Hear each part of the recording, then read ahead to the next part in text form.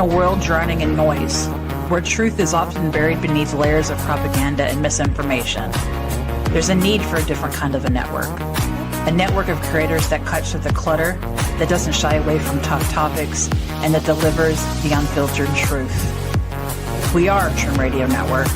We are creators, we are innovators, we are investigators.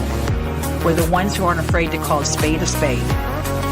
If you're ready to participate in thought-provoking discussions, informational topics, and of course today's biggest headlines, subscribe to our YouTube channel today. We're Trim Radio Network. We're cutting the bull and serving the truth.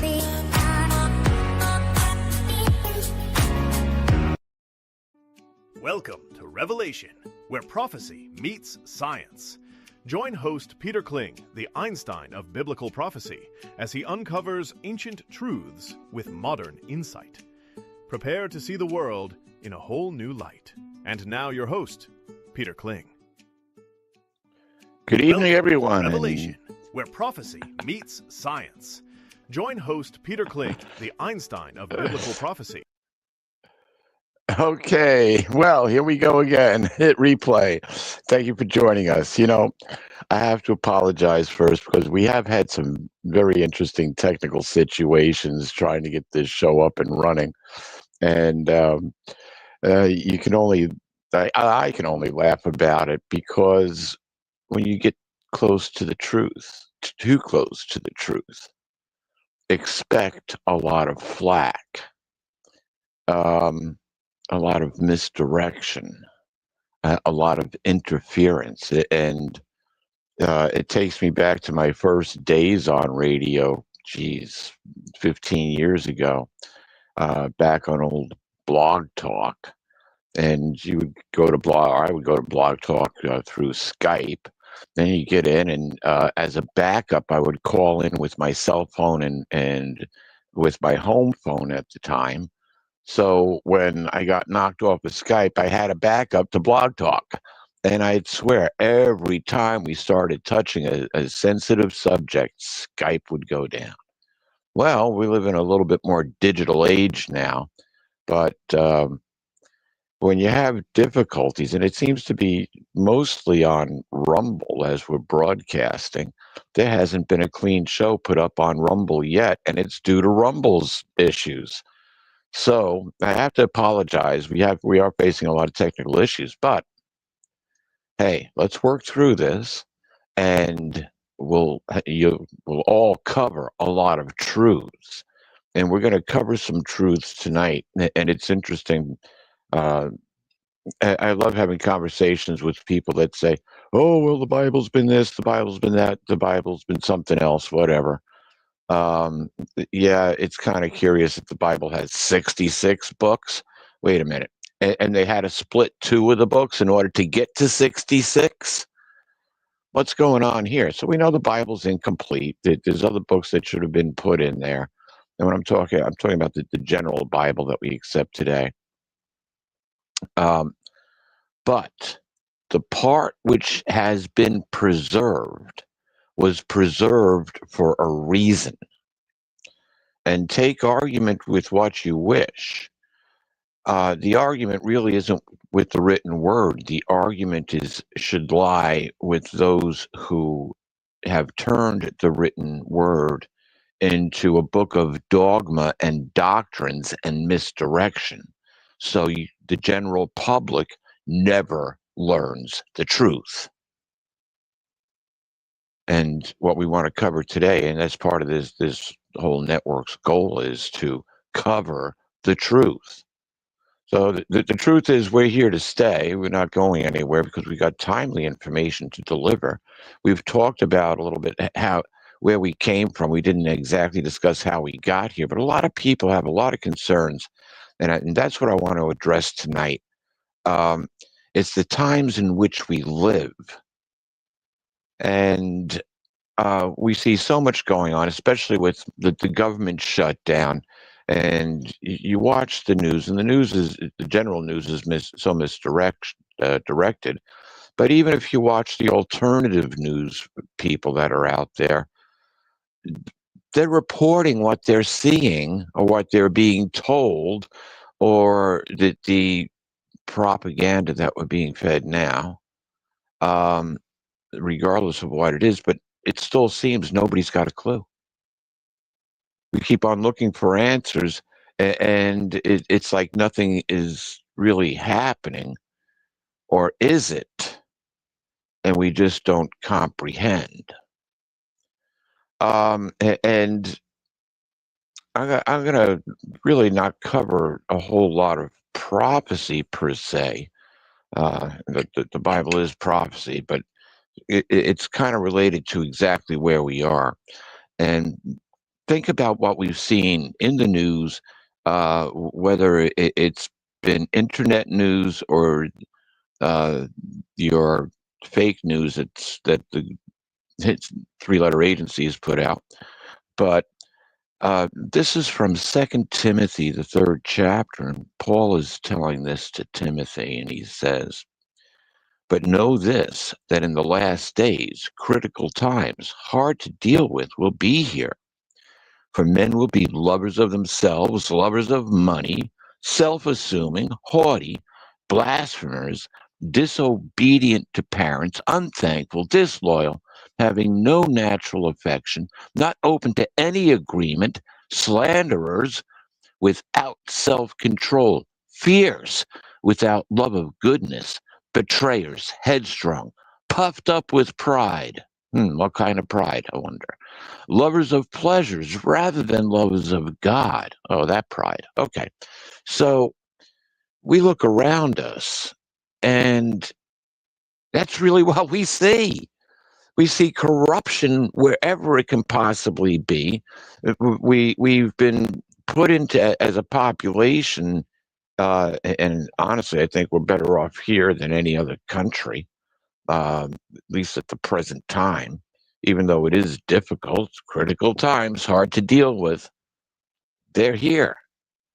Look at the inflation that we've gone through over the last 10, really the last 10 years, but my whole life has been an inflationary period. I'll put something in perspective. In 1964, the minimum wage was, I believe, $1.25 an hour. And guess what? You could be paid in silver change, coinage, because at that time we still had some half dollars, but we had silver half dollars. The Kennedy, the first year the Kennedy half dollar printed was in silver. They didn't change the content of the coin yet to a copper alloy. So in 1964, we still had silver half dollars, silver quarters, and silver dimes. If we kept that minimum wage today, you're looking at getting paid somewhere approximately $60 an hour when you start doing the conversions. $60 an hour, minimum wage, because that is the price of silver is around $50 now. I haven't been following it, but I know it approached 50, and then you got to do some conversions for the $1.25 an hour. But wow, if we all made $60 an hour in 1964, we'd be making minimum wage. Think about that. Think about that. Critical times, hard to deal with. So when you go to buy your groceries or your gas, well, we have seen gas prices coming down, and allegedly grocery prices are starting to come down. But still, we live in critical times. It's difficult to, I love this one saying, started in my professional career, chemistry. When you're up to your ass in alligators, it's difficult to remember that your initial objective was to drain the swamp. And so, we've heard a lot about the swamp being drained. Let's see how that continues to work out. And I think it will, actually, but we're going to have some pretty difficult times before we get back on a road to where we can take a deep breath.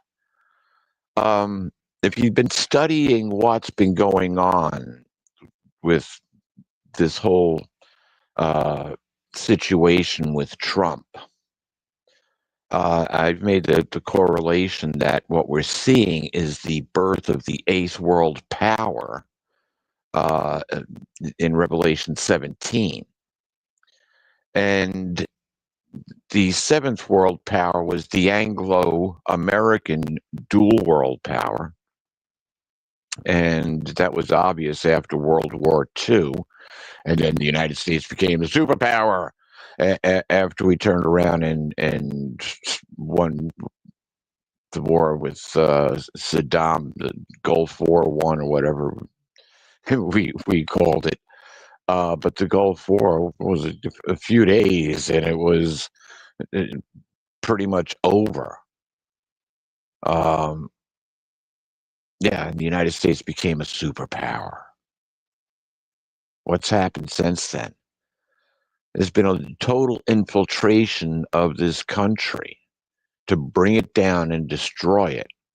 And we're starting to really see the fruits of that now, thanks to the last administration, whether you know, how much the actual real Biden had to do with that and how much Obama had to do with that. Well, maybe one day we'll find out. But that there's a lot of corruption and there's a lot of distraction. Hello, Jeffrey Epstein. We'll release emails. How's that working out for you? So we get distracted in a lot of different ways. And it's almost like a circus, a three-ring circus, whether you're going to watch Washington or watch some other part of the country, or you start learning that there's interesting things going down in other places, especially New York City. Hello, congratulations. You folks now have a communist Islamic mayor. Let's see how long it's going to take to count down to Sharia law.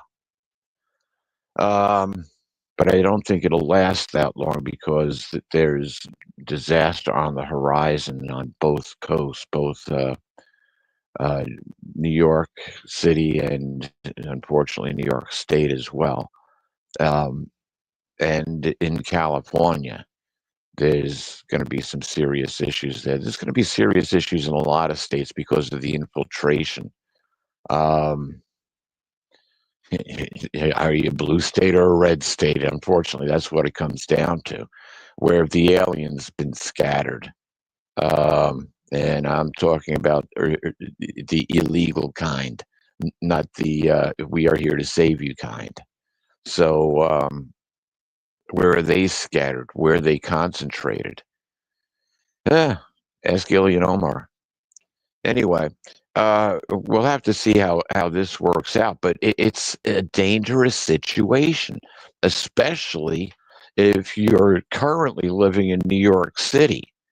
I had heard, I thought it was 7,000 people just, and this was the day it was the day after the election, and that number has grown to, then I heard 70,000. That now I'm hearing much higher numbers than that of people who are ready to leave New York City. And let's see, what was Mondani's plan? Oh, we're going to tax the rich. Oh, you mean those people who have residences in different parts of the country and just tired of doing business in New York City now? See ya. Riscala, our great producer. Riscala, you had some information on New York City. Would you mind just chiming in on that? No? Well, I guess he's producing it and not chiming, but when he gets back, he had some interesting things we talked about. It's what 500 of New York City's finest, the police force, I believe is what Riscala had said that he had heard are retiring come January 1st. Oh, that's okay because the police force was going to be defunded anyway.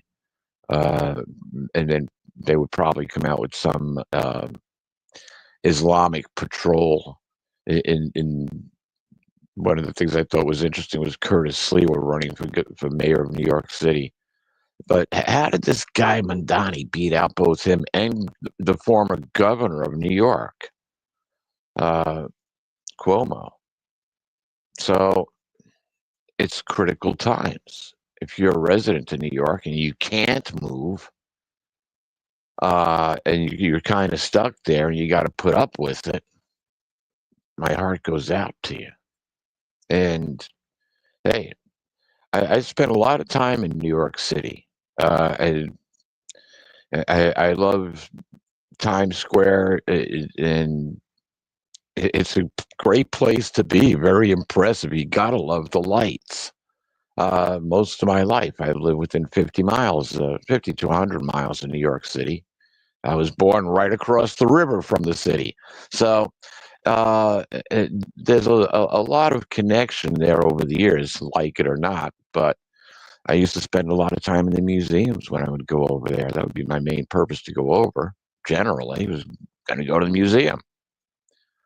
Where else would a scientist go?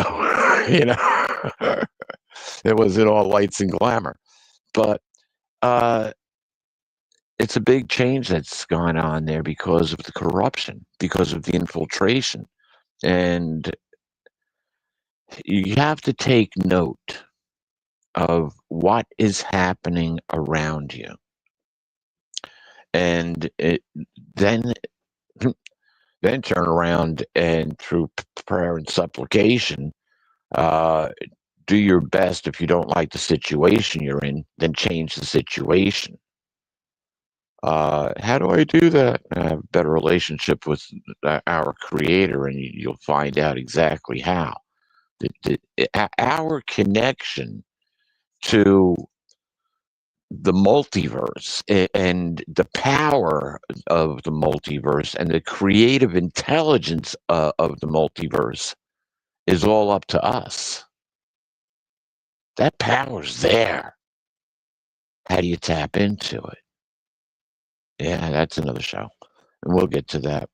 But the one other thing I did want to read, and this is where it got real for me. It got real for me in 2013, I believe it was. It seems like it was not all that long ago. But in Matthew, the 24th chapter, and this is where it got real for me, and I'll explain it. The disciples gather around Jesus, and they ask him, what's going to be the sign of your presence and your coming? And the conclusion of this system of things. And in answer, Jesus said to them, and this is Matthew 24:4. In answer, Jesus said to them, make sure that nobody misleads you. For many will come on my name saying, I am the Christ, and will mislead many. We've already started to see that happen. You're going to hear of wars and reports of wars. See that you are not terrified, for these things must take place. The end is not yet. For nation will rise against nation, and kingdom against kingdom. And there will be food shortages and earthquakes in one place after another. And all these things are a beginning of the pangs of distress. Then people will deliver you up to tribulation and will kill you and you will be objects of hatred by all nations on account of my name. Then also many will be stumbled and will betray one another, and they will hate one another. And many false prophets will arise and will mislead many. Boy, you think of one or two off the top of my head, but there are some people that are very knowledgeable. In 13, it says, but he that has endured to the end is the one that shall be saved. Very important words there. And this good news of the kingdom will be preached to the entire inhabited earth for a witness to all the nations, and then the end will come. So everybody's got to learn what we're facing before the termination of this system of evil takes place. But we're on the cusp. Now, here's where my attention was caught, and I'll explain why. It said, therefore, when you catch sight of the disgusting thing that causes desolation, as spoken through Daniel the prophet, standing in a holy place, let the reader use discernment in parentheses. Then let those in Judea begin fleeing to the mountains. Let the man on the housetop not come down and not to take the goods out of his house. And let the man in the field not return to his field to pick up his outer garment. Interesting words. What caught my attention in this was actually verse 15. When you catch sight of the disgusting thing that causes desolation, standing in a holy place, then let those in Judea begin fleeing to the mountains. I saw that. I saw that in a very literal way. Back in when this happened in the first century, it was 67 CE. The Roman armies came in. That they laid siege to the city of Jerusalem, and then for some unknown reason, they dug under the city wall and came up inside of the most holy of the temple, in all places to come up inside. And then for some reason, after they breached the city through a tunnel, they left.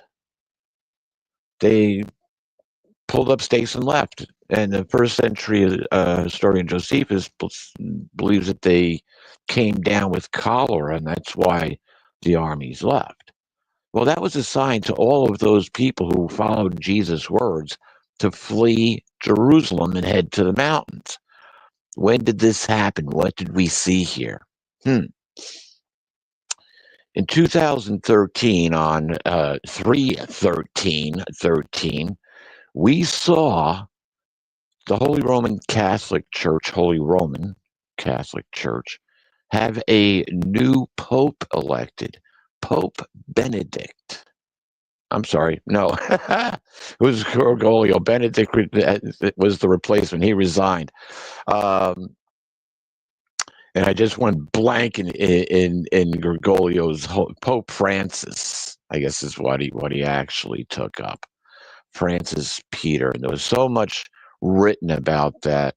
And that was an interesting time that happened, because during this time period is also when we had 4 lunar eclipses and 4 solar eclipses, all on Jewish holidays.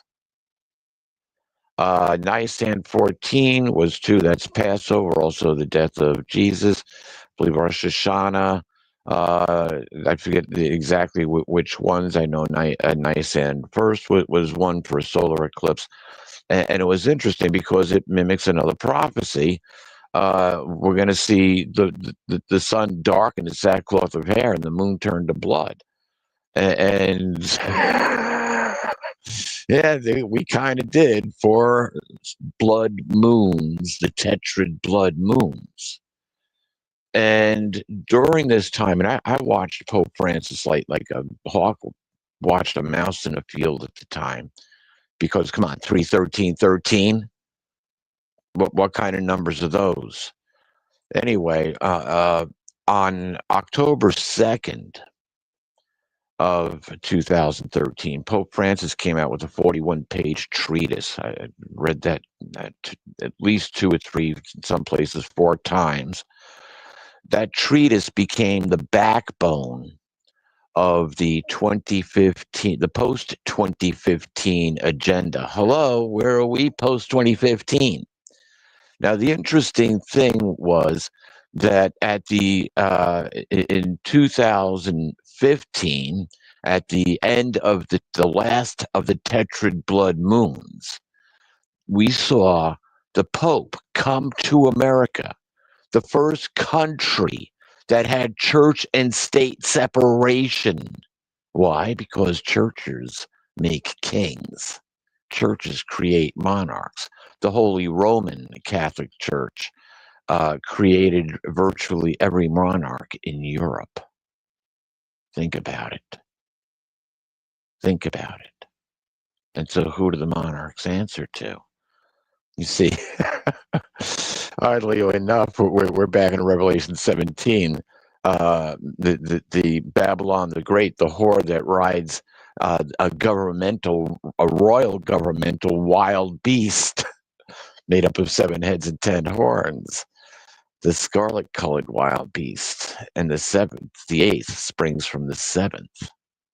So everything is connected. It's all connected. But what we actually saw was not did the Pope just come to America, but the first place he had a public appearance was right at Congress. Why is the Pope telling our Congress what to do? Speaker of the House, John Bonner, was sitting behind the Pope, and he broke into tears, and he resigned his position. In my personal opinion, he was the only patriot in Congress that knew where this country was going to be driven to, and he didn't want any part of it anymore. Your money's dirty. I know what you're going to do. I'm out. The next place we saw the Pope have a public address was at the White House, and the Pope and Obama yucking it up in the White House. Oh yes. And then right where it started, Independence Hall in Philadelphia, where the Constitution was signed. Actually, yeah, we the people stand up against tyranny. We're done. And the Pope stood in that place too, and gave his address to the people of the United States, all under an approaching blood moon, the last of the Tetrads. I saw the Pope standing in America's holy places, telling the American government what to do, telling the American people what to do, telling those who have a connection with the founding fathers of America, right where it all started, we reject your rules. He told the people what to do. And then he went to the General Assembly of the United Nations and he told the world what to do as they adopted the post-2015 development agenda. And when the General Assembly closed, it closed under the Tetrad blood moon. I believe it was September 29th, 2015. When I saw that, along with a bunch of other things that were going on, but when I saw that, it was time for me, personally, to head to the mountains. At that time, I lived in a close enough proximity to New York City where I could drive there. I had lived and worked in that general area for 30 years, 40 years. I know what it's like. And when I saw that happen, a year later, I was in a different state with a lot less population. Because I realized it was actually the result of Hurricane Sandy. But I realized I've got 20 million people sitting off my front porch. Time to head to the mountains. That was 10 years ago. I live off-grid and I'm happy to do it. I have a little plot of land, raise some vegetables on, grow some crops, love my taters. I've already made that transition. But a lot of people haven't. A lot of people weren't aware. They weren't awake. They didn't see the disgusting thing which causes desolation standing in a holy place. They didn't have the knowledge of the scriptures. They didn't have the knowledge of the prophecies.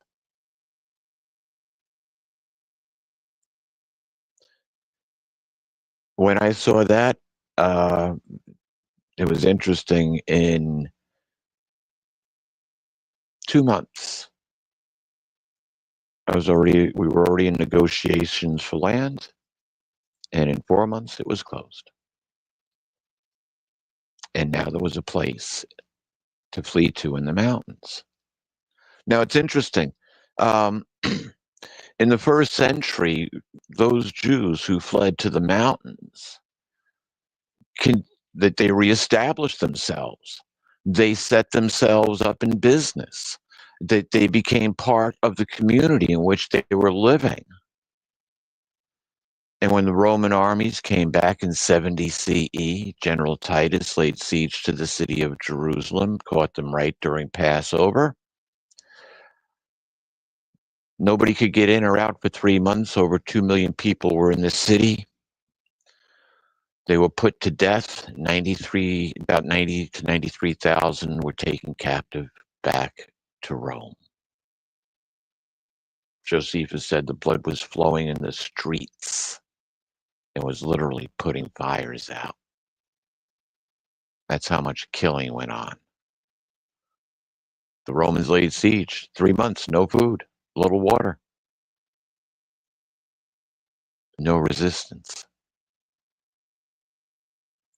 And Jesus was right. Not a stone was left upon a stone of the temple. And where the temple was is not where the Dome of the Rock is. It's not, or it wasn't. Whether they stick it there, that's another story. But it was actually located about a quarter of a mile away at the Pool of Siloam. They know where it was because of where the pool is. That pool's been there since time and eternity. Anyway, the idea is to get out of the dangerous place and reestablish yourself in an area that you can prosper in before total devastation comes. And it's time to look around at our environment and what are we facing?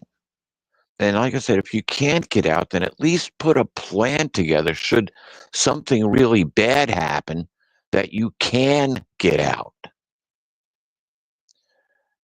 Have a to-go bag ready. We've talked about this since time immemorial, it seems like. But, I haven't heard it talked about in quite a while. And if you don't know what a to-go bag is, go get yourself a backpack and put all the pertinent things that you have that need to go in there that you could grab, be able to sling on your back and ride away with on a bicycle with, or walk away with. Something that you can snatch quick. Grab your papers, put them in the bag, have a change of clothes, have food in the bag, some basic necessities, and head for the hills. Leave the city and do not look back. If you have, at that juncture, you're a little more than a refugee. But if you have family that live in the suburbs or in rural areas, say hello. Remember us? What's your alternative, boy? I remember you. What are you up to now? No, we should, family becomes very important at this juncture. Very important. And families have been scattered all over the place. You think for a reason? Used to be once upon a time, everybody lived in the same town. You grew up in that town, and you died in that town. Not anymore. We're scattered. Families have been scattered to the wind. In most cases, not all, but in most cases, uh, we went to school, we got educated, moved to different parts of the country for more advantageous wages. I know some people personally, and I was in that position once where I was looking at going to work for a company that, yeah, part of my time was going to be spent in Europe, part in the United States, but the money was good. And the company car was a BMW and not the little one. But that was a long, long time ago. So, we're part of a product of the environment in which we live because we've created it. And if we have vulnerabilities, now is the time to create the answers to the vulnerabilities. How do you do that? How do you do that?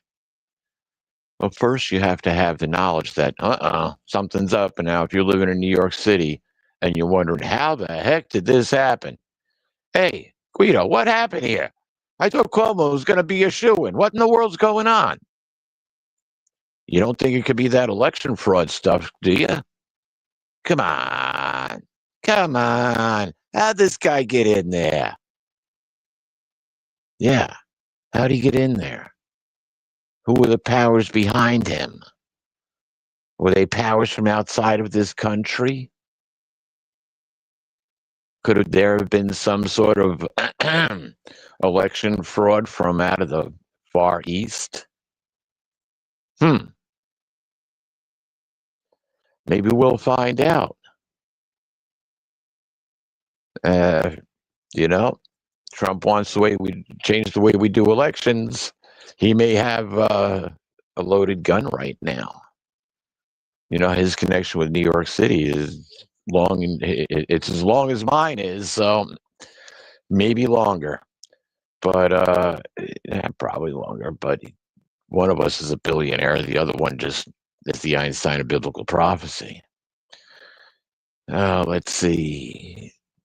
They shall throw their gold and silver into the streets, for it will become an abhorrent thing for them. Okay. Yep. There's another prophecy. Take it to the bank, Mr. President. Take it to the bank. Because we're seeing these things work out. Trust me, we don't want to see the disasters yet, but that'll be further in the future. And I have a feeling things are going to get a whole lot more alien and before this is all over. And I'm not talking about the illegal kind. I'm talking about the off-planet kind. Yeah, we may see it turn a lot that way as time progresses.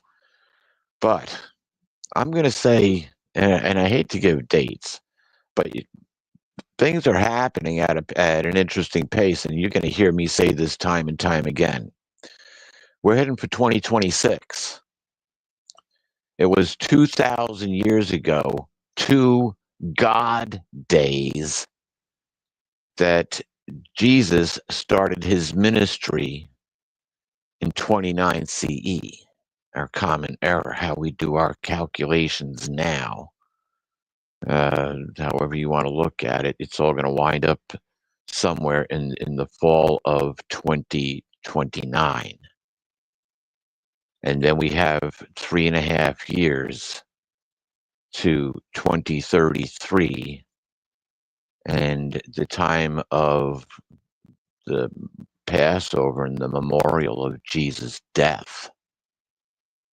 Keep doing this in memory of me until I return. Okay. So we're coming up upon some very interesting times. We still have to deal with what we've got at hand. So it's time to take stock. And how do you get out of the situation that you're in? The first thing you have to do is pray. I don't know how to pray. Maybe it's time to learn. And it's not that hard. Our Father who is in heaven, holy is your name. You can look it up in the scriptures. Maybe we'll read it, but we're kind of running out of time tonight. But prayer and meditation, well, one of my big issues is, why doesn't the Bible teach you how to meditate? We're told, use prayer, discernment, use meditation. Well, okay, the Bible doesn't teach you how to meditate, but Jesus told you what to pray for, and they're kind of linked hand in hand.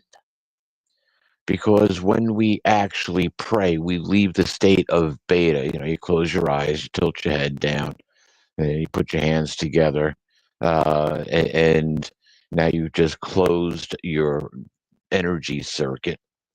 And so you've just gone internal. And because you closed your eyes, you just took yourself out of beta. And now you start your prayer. And that takes you down into alpha. Deep prayer and meditation will take you into theta, and I'll explain the differences there. But alpha is a good place to be. Theta, I enjoy. Theta, all the laws of the third dimension in which we live are gone. You can see through time, forward and back, as far as you want. You can see information that may or may not be available. This is where remote viewing takes place.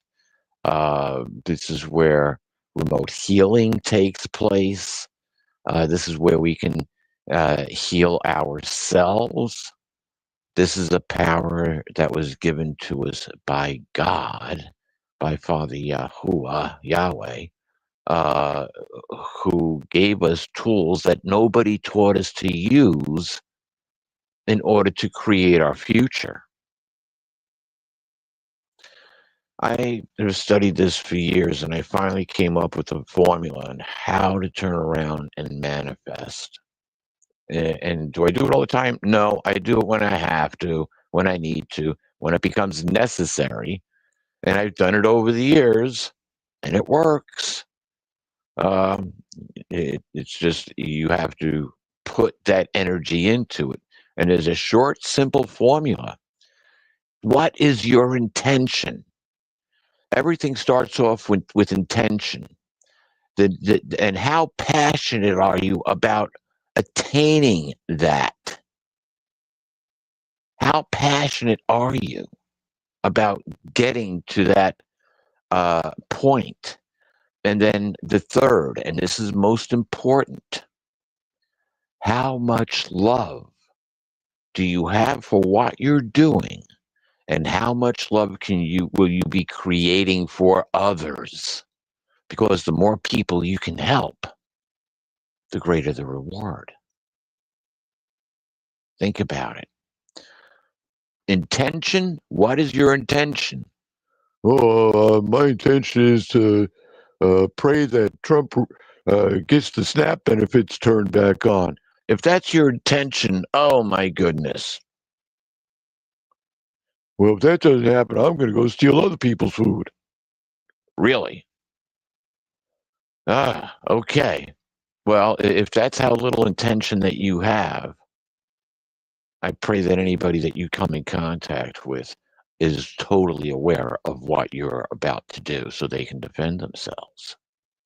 You see, what is your intention?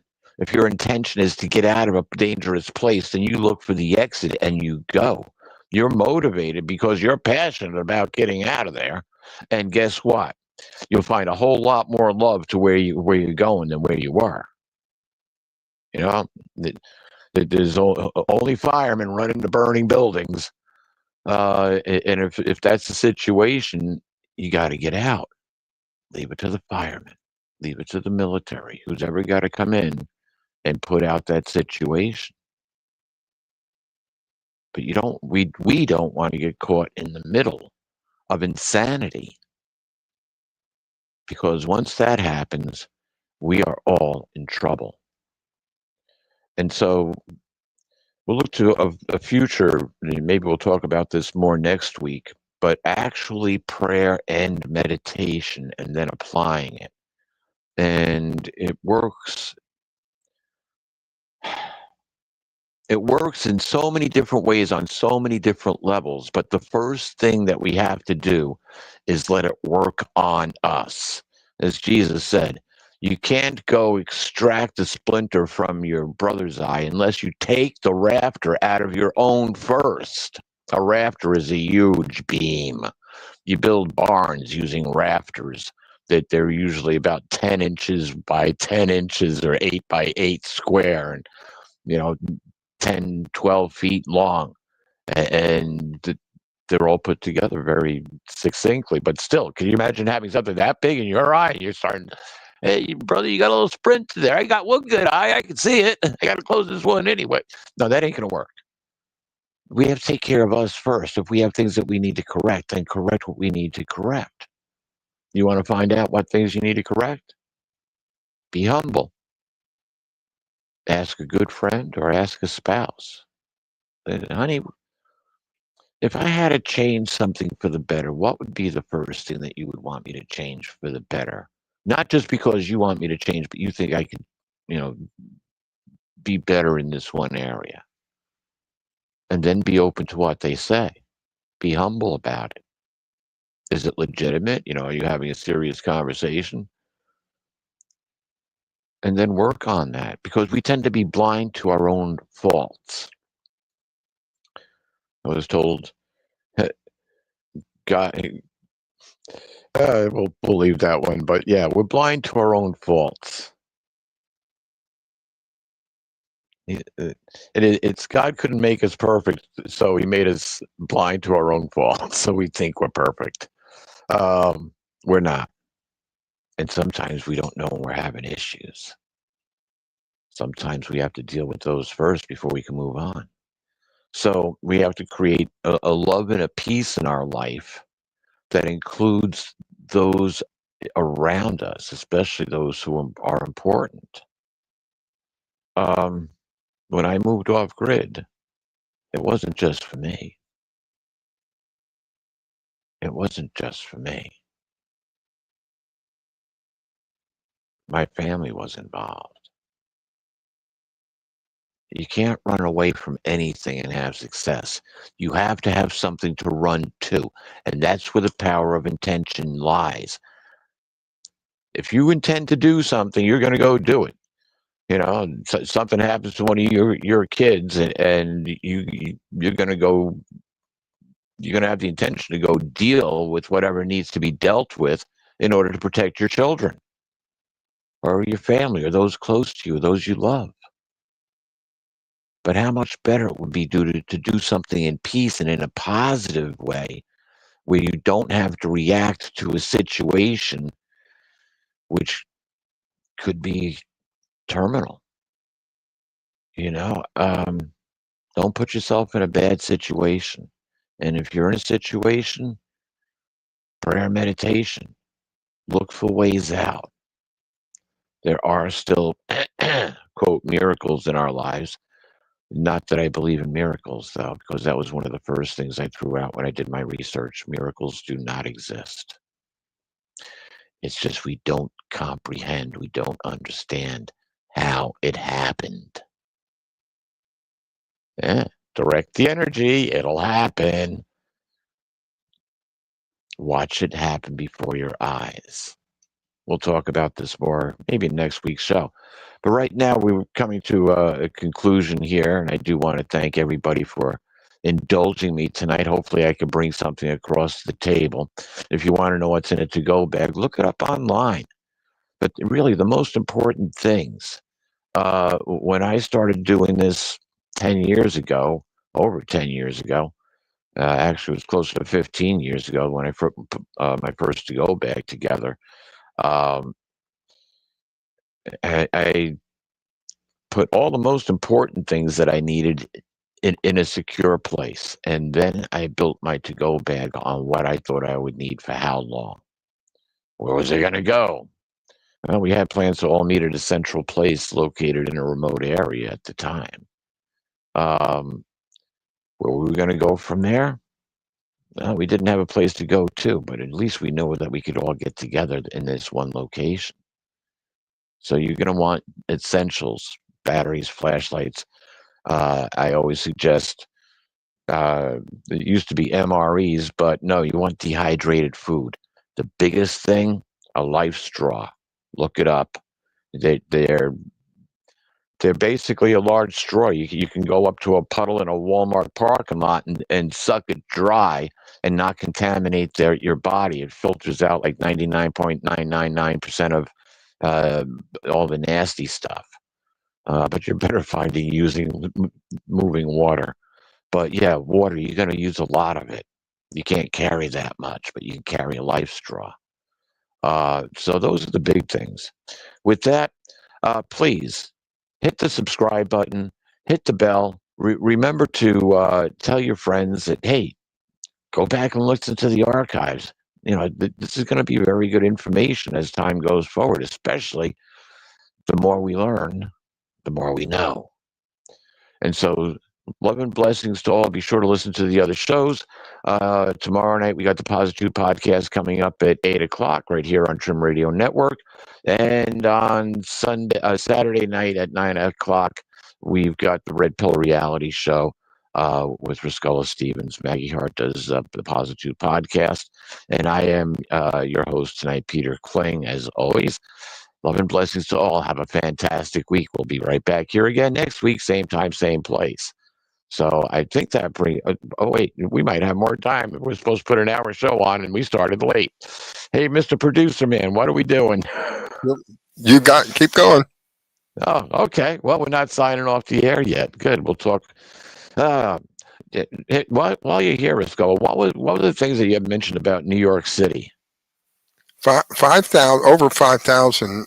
I know it's at least 5,000 police officers resigning effective January. $1.3 billion in real estate has gone up for sale. That's just among the few things that New Yorkers are welcoming with this new guy coming in. Have you heard, and thank you for that, have you heard anything about this guy, how he got into office? I hope that they do an investigation. I know for a fact that he has a lot of Soros money behind him. It may not be directly from Soros, but it's Soros money when you look at the root of it all. Yeah, that's what I had heard as well. I heard it was quite a few $1 million that were funneled into New York City, Right. into this somewhere around, was it $100 million he pumped in? That's Some not going to be too hard to number. trace. Yeah. And so think about that. So if this actually is allowed to legitimize itself, George Soros, or his son, George Soros, is long dead. But his son, or the Soros Foundation, or wherever that money is coming from, it's the front for the Rothschilds, regardless. They just bought New York City for $100 million. So that's quite, I find that quite interesting. Boy, it takes you back to the days of the Dutch. $24, figure in inflation. Yeah. Soros did, but when you figure in inflation for the beads that the Dutch sold the Americans, that the Indians back in the 1600s, what were those? What was that chest of beads worth? That'd have some dollar value. What would that equate to today with inflation? Soros may have paid less money than the Dutch did. Who knows? So hopefully this will all work out. I do understand that Trump is going to issue a national emergency sooner or later that has to do with elections. And he's going to, this is what he wants to change. He wants to paper ballots only. Same day voting, same day count, right at the location, right at the that precinct or that voting center, and then the votes tallied and reported. 1 day voting, no more mail-in ballots. And this might be the springboard off of that. I saw a short video of some guy put on the, I'm not sure where it was posted, what was one of a conglomeration of videos, but this guy had his cell phone out and he's questioning these two people going into an election center carrying two like shopping bag full of, you say, are those ballots in there? Those ballots, and they would not talk to him. But based on the weight of what was in the packages or in these bags, I would say, yeah, they were probably stacked with paper of some kind. Didn't look like groceries to me. So, if they were taking those in, they went drop boxes, whatever the case might be. That would explain. Let's face it, there's that video that's probably still out there where Biden said we put the best, a world-class election fraud team into place. Basically, there's no way that we can lose. Well, he didn't put that out, but he made reference to his election rigging team. So, yeah, we're going to find out more about that as time goes on. I would imagine that the next 6 months from now until probably May, we're going to see a lot of turmoil going on. So New York City just might be the tip of the spear, so to speak. There's a lot of places with a lot of problems, and they're going after these cartels, and the cartels are linked to politicians, and right down to, depending on where you are, that there's, over the last week, there's been several. One in New Hampshire, assistant to the governor, him and his cronies were busted as being part of the cartel, Sinaloa cartel, I think it may have been. Same thing with somebody down in Georgia, outside of Atlanta, I guess. One of the mayors down there, forgot who the heck it was, wasn't really paying a whole lot of attention, but they got busted too. So now that's where the infiltration goes, is right to, our local municipalities. And these people are being busted with huge amounts of drugs, and usually drugs, money, and weapons, they all go together. So you have to see, nonsense can happen anywhere at any time. And when you live in a most vulnerable area, you have to focus on what you need to do. Yeah. It was once said there are no atheists in foxholes. And if you don't know what a foxhole is, look it up. But that's basically a quick hole that a soldier would dig when they were trying to take a beach during World War II in order to get out from under the enemy fire. And you're praying as you're digging. God save me. I've seen it happen. Not that exact same situation, but people being, myself included, being put in a no-win situation. Then all of a sudden, a reversal happens. And it's like, wow. Thank you, Father. Those things do happen. But it comes back down to the power of intention. How passionate are you about how intent you are about doing something? Does it drive at your heart? And then who's it going to help besides you? You got to help yourself and at least one other person. But the more people you can help, the more love that gets spread, the more support there is for what you want to do. And the better the chances are to accomplish your goal, to accomplish your intention. And, the bigger the number of people that we can affect in a positive way, we get those positive thoughts. Hey, I wish you well with your new venture. But it's all in front of what we need to do so we can put it into our past. Always have a vision for the future. Create your future and don't look back. Another interesting thing, when Lot was told to leave Sodom and Gomorrah. Actually, him and his 2 daughters and his wife were taken by the hand and led outside the city and told, run and don't look back. And Lot's wife looked back. She started to see the destruction, and it was like watching a car wreck. You just can't believe it's actually happening. And that action, that action actually is what hurt her, what killed her. Hey, thank you very much, Riscola. With that, I'm going to say, remember to hit the like, share, and send us out to your friends, and become a listener of Trim Radio Network. Make a donation, keep us on the air. We always enjoy that.